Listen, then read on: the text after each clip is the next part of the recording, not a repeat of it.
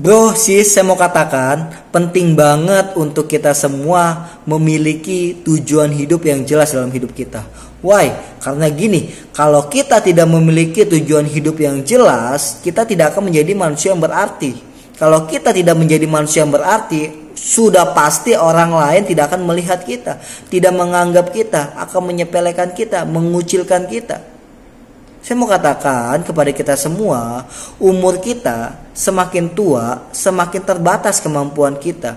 Kalau kita tidak memanfaatkan keadaan ini, saya mau katakan, kita akan menjadi manusia-manusia yang penuh dengan penyesalan.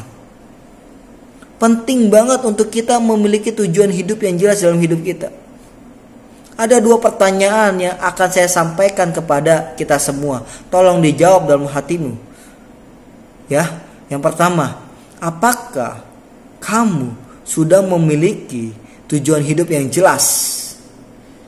Kalau ada, jelaskan step by step apa yang mau kamu kerjakan dan apa yang mau kamu kembangkan di dalam pekerjaan kamu dan apa yang kamu persiapkan di masa tua kamu.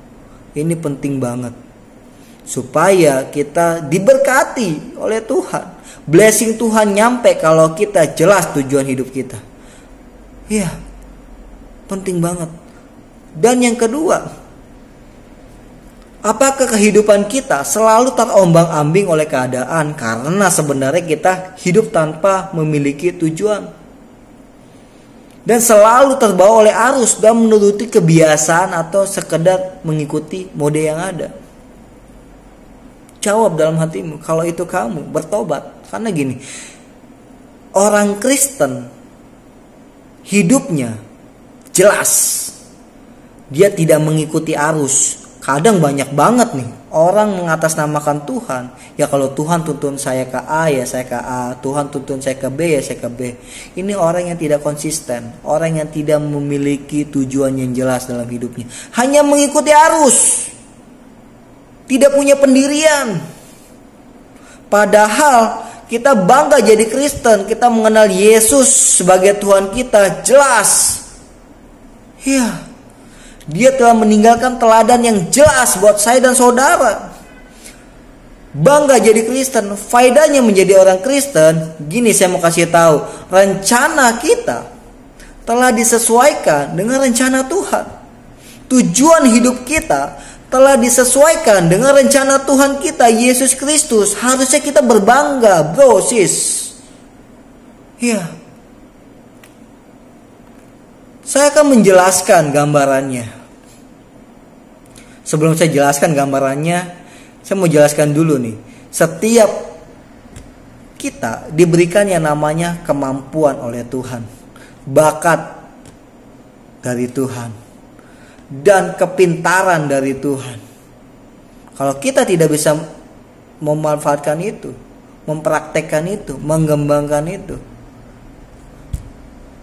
kita tidak akan menjadi manusia-manusia yang diberkati. Ya, kamu orang Kristen, tapi konsepnya adalah malas, hanya mengikuti arus, gak punya pendirian. Saya mau katakan, blessing Tuhan gak nyampe buat kamu. Ya, ayo, come on, kembangkan itu. Penting banget. Tujuan hidup ini akan kita dapati apabila kita benar-benar percaya kepada Tuhan kita, Yesus Kristus. Karena Dia telah menyesuaikan tujuan hidup kita sesuai dengan rencananya. Indah sekali. Nah, saya mau kasih gambarannya kepada kita semua nih. Gambaran awal mengenai kehidupan orang Kristen. Dan tujuan yang hendak kita capai. Mari kita buka Ibrani 12 ayat 1 sampai 2. Saya tidak akan membacakan, tapi saya akan menjabarkan dari kata per kata. Soalnya penting banget kata per kata ini, yang dimana di dalam kata per kata ini di dalam Ibrani 12 ayat 1 sampai 2 ini menjelaskan supaya kita bisa mempunyai tujuan yang jelas dan disesuaikan dengan rencana Tuhan. Dan ayat ini mendorong kita, memotivasi kita, menyemangati kita, yang dimana Yesus akan mengarahkan kita sehingga kita bisa diberkati oleh Dia. Nah, yang pertama, bukti kebenarannya ada 3 poin. Yang pertama, kehidupan Kristen diumpamakan seperti suatu perlombaan yang diwajibkan untuk kita. Contoh, saya menggunakan sepak bola karena saya suka sepak bola. Kompetisi sepak bola. Terkadang untuk mencapai kemenangan dibutuhkan banyak rintangan, dibutuhkan latihan keras, dibutuhkan pola makan, dan lain-lain. Ya, apakah kita bisa menghindari rintangan itu? No. Kita harus menghadapi untuk menjadi umat pemenang, tetap konsisten di dalam Tuhan untuk mencapai blessing Tuhan. Supaya kita menjadi manusia yang berarti, harus kita hadapi. Ya. Hadapi itu. Karena Tuhan bersama dengan kita. Ketika Tuhan bersama dengan kita, pasti kita menang. Amin. Nah, intinya gini, dalam perlombaan diperlukan kualitas atau sifat yang istimewa. Kita sudah menjaga pola makan kita, kita sudah menjaga latihan kita. Dan kita harus memiliki kualitas dan sifat yang istimewa di dalam pribadi kita untuk mencapai suatu kemenangan. Apa itu? Kesabaran dan ketekunan. Sebab segala sesuatu dibutuhkan proses dan perjuangan. Kesabaran dan ketekunan adalah poin utama untuk kita bisa mencapai kemenangan. Rintangan emang banyak, tapi harus dihadapi. Rintangan saya umpamakan juga seperti dosa. Dosa selalu memanipulasi pikiran kita untuk menghancurkan tujuan hidup kita.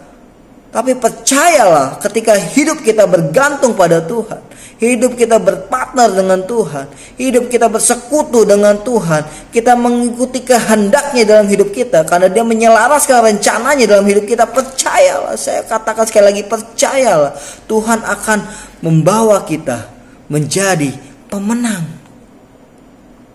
Iya. Ketekunan dan kesabaran bisa kita terima, bisa menjadi habit kita untuk menghadapi rintangan ini kalau kita berpartner dengan Tuhan. Mematikan kedagingan kita, tidak kompromi lagi dengan dosa, tidak kompromi lagi dengan kebinasan tubuh kita. Iya, roh kita terkonek sama roh Tuhan. Yang kedua, mata kita harus tertuju kepada Yesus. Jangan ganti pandanganmu kepada yang lain. Ya, karena Dia memberikan semangat buat kita. Dia memberikan dorongan buat kita.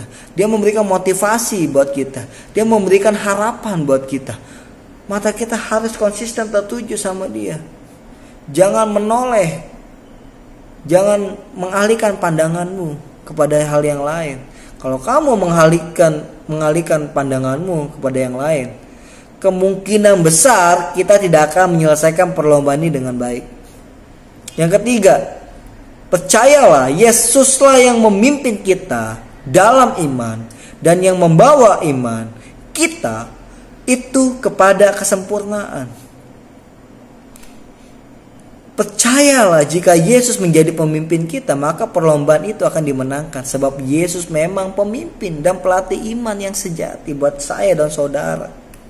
Yesus akan mengarahkan kita ya untuk kita mencapai kemenangan.